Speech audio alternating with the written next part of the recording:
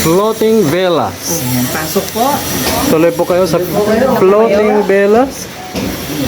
At magkape. Pwede po niyong ikutin. Wait lang, ano? Thank you po. Diba? Napakaganda ng ating toilet and bath, right? It's so grand. Okay. Diba? Sir June, imagine, nandiyan ka, nagsashower ka. Habang si Aubrey Miles ay nandito. Aubrey Miles. O parang Troy Montero ka dyan, no? Ano na yun, sir? Wala na si Aubrey Miles. Sino na? Ivana. Si Ivana Alawi na. Alawit. Alawi. Si iba na. Luis. Naiba na. Si iba na. Hindi na si Ivana.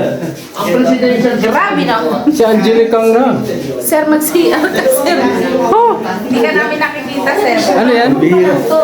Yung hindi nakakita yung nasa drop. Kita-kita na. Si True. Eh, dito pa nakaharap.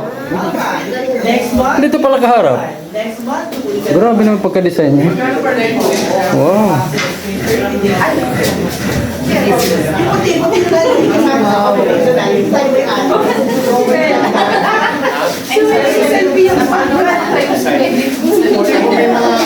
Tuloy po kayo. Hindi ka rin mag-overnight sa ilo. Oo, pag halimbawa gusto nyo lang. Tapos dito na kayo ulit sa susunod. Sarap dito. Ito per night nito is nasa 20,000. Kung shareholder ka. Kung shareholder ka, hindi mo kailangan magbayad. Bayad. This is around 6 day credits. Pag ulit ako, pwede nyo ito na stay on. Ganda? Ganda, sir. Like it? Ganda, no?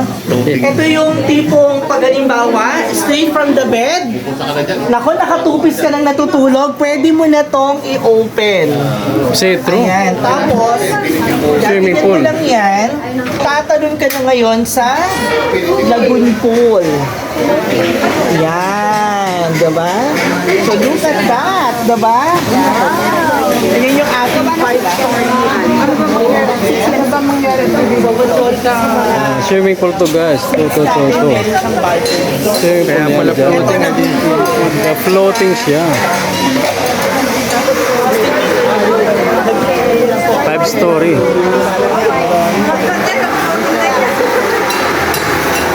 Hindi mo ano na mag-ialok ito.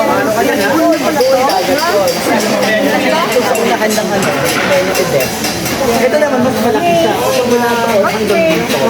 Yung side ko, diba? Yes. Ito mo pa kalaki. Look and friends.